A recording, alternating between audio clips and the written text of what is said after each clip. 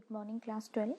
In today's video, we'll continue with the chapter Methods of Calculating National Income, where already you people have studied about the circular flow of income, which suggests the three phases of economic activity, that is, production of goods, generation of income, and disposition of income. Now, you know very well that these three phases of economic activity leads to the estimation of national income. So today we are going to focus on the three different methods of calculating national income, that is the value added method, income method, and expenditure method. So today in this video you people are going to study about the first method of calculating national income, that is product method or value added method. Well children, when we talk about a product method, also known as a value added method, is that method in which we measure national income in terms of value addition by each producing unit or enterprises in the economy during an accounting year. Now this method is also known as an industrial origin method, or you can say net output method. Now the question arises, what is value addition?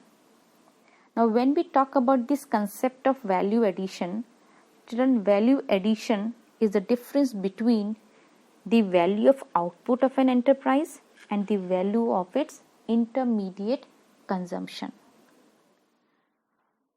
Now when I say value added is the difference between value of output and the value of intermediate consumption, then now the question arises, what is value of output?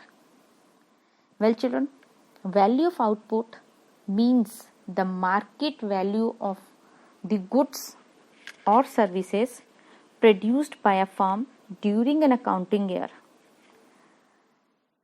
Now if the entire output which has been produced during that particular year is sold during that particular year, then we say value of output equals to sales. Right? That means in that particular year, whatever production has been done, if that production is completely sold, then we say value of output means the production equals to sale, means the complete production is been sold out. But if some output remains unsold, then children, that output is been added to the firm's inventory stock. Though already I have explained you what is inventory stock in the previous chapter, but inventory stock means the list of the stock which is already there in the warehouse of the or godown of the firm. So if some output remains unsold, then that output is been added to the firm's inventory stock, and it is expressed as change in stock.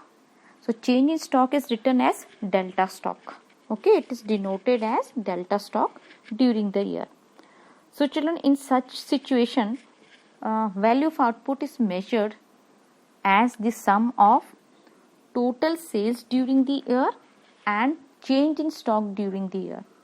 Why we are saying value of output is measured as total sales? Because when a certain stock is remain unsold, that in that particular year value of output is measured as whatever stock has been sold in that particular year, and then a change in stock, that is a change in stock during the year, because already the amount or the production, that is the goods which have been unsold, that we have added in the firm's inventory.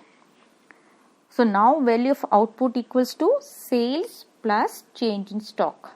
This change in stock only in the condition if some output remains unsold during the year. So change in stock, that is delta stock, is taken as closing stock minus opening stock. Correct? Now the question arises, what is intermediate consumption? Well children, when we talk about intermediate consumption, you all know that the value of non-factor inputs. When we talk about non-factor inputs, it means the inputs other than the factors of production, that is land, labor, capital, entrepreneur. All these 4 production factors we do use for the production activities. But apart from these factor inputs, there are certain non-factor inputs which have been used for the purpose of production, like raw material which is being used. So the value of raw material which is being used for the production of goods or in the process of production of goods, we call it a intermediate consumption. Got it? Now let me explain you this intermediate consumption more clearly. So if you see, there is a table, and with the help of this table I am going to explain you what exactly the value addition is. Means how do we estimate the value added. So if you see this table, children, there are 4 columns. In first column we have taken the enterprise, that is the firm, okay, the item producing firm.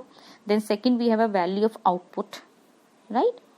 And then the third column we have taken the intermediate consumption, means we are going to take over here the cost of intermediate consumption, that is intermediate goods.